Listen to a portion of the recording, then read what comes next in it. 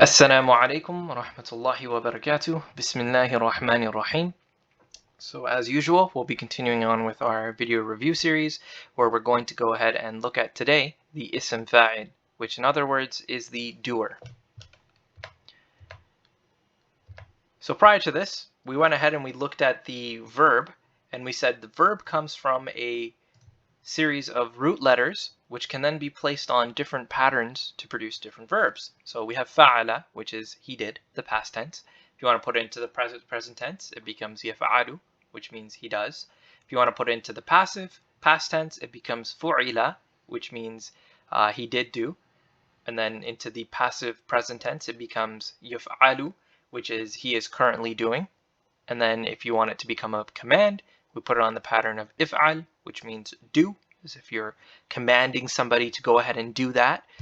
And then if it's a prohibition, then it's la taf'al, which means do not do. So now we're commanding someone to not do a particular thing. In all of these cases, what we found is that when we go from the root letter and we derive, we're deriving it to be another verb, right? And those are the cases that we've studied. But it is possible that isms can also be derived from roots. And now let's take a look at what that looks like. So the pattern that we're going to go ahead and study today is the Ism Fā'il, which is essentially taking a root and its meaning, putting it onto a particular pattern, which is the Ism Fā'il pattern, and giving it the meaning of a doer, right? So essentially what happens is that you take your root letters. In this case, it would be fa, ain, lam, or you could say fa'ala, and the first letter is going to get an attached alif, right?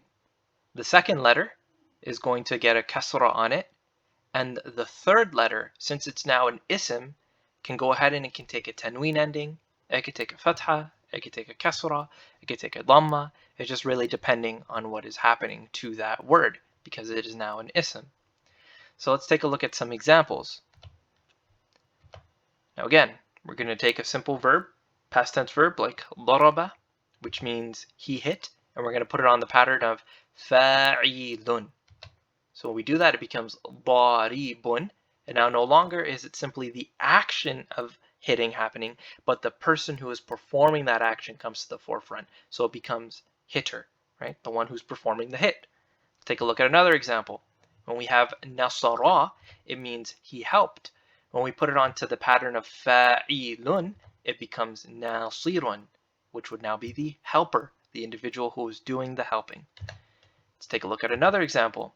When we have kataba, which means he wrote, when we put it on the pattern of fa'ilun, it becomes katibun, which is now the individual who is doing the writing, therefore it is a writer.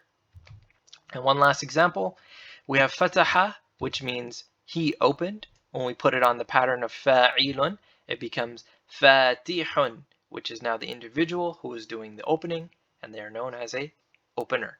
So it's quite simple. What you do is you just take the root letters, or you take the past tense verb, and you put it on the pattern of fa'ilun, and it now gets transformed into an ism, which is the doer of that particular action. Jazakallahu khairan. Assalamu alaikum wa rahmatullah.